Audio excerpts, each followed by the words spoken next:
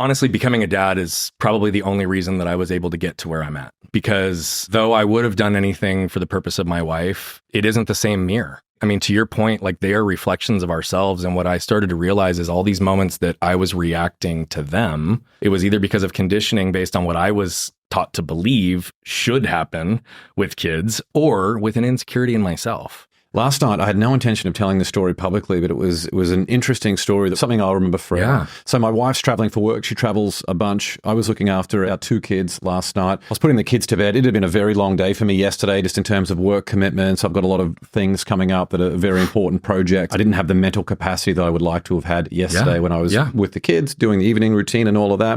And I put my daughter to bed, and she was just being very, very playful. She's 5 years old. And I said to her, explained to her for about the 15th time, darling, it's time to go to bed. Please go to bed. And she kept playing. You know, there's been many times when I've lost my cool. I didn't lose my cool. I certainly did inside, but I said to her, Sophie, the times that you say when you get sad because I've raised my voice, this is because you're not listening to me. I'm really stressed. I'm really frustrated. I'm really tired right now. I've asked you 15 times, can you please go to bed? And she went to bed, and then I went and put our 2-year-old son to bed. And while I was in with him for 5 minutes, I heard these footsteps, and I thought, oh no, Sophie's got out of her room again. Now I got to go and manage that for the second time. But nothing ever happened from that. So I put Henry down. As I opened the door to leave his room, there was a note under the door, and I opened it up. Sophie had left a note. She can't really write yet, but she had just drawn a love heart on this piece of paper. I almost burst into tears the moment I saw it, and I opened her door and I said, that is the nicest thing anyone's ever done for me. And I gave her a hug. When you have kids, dude, it's everything. A mirror for you in so many ways.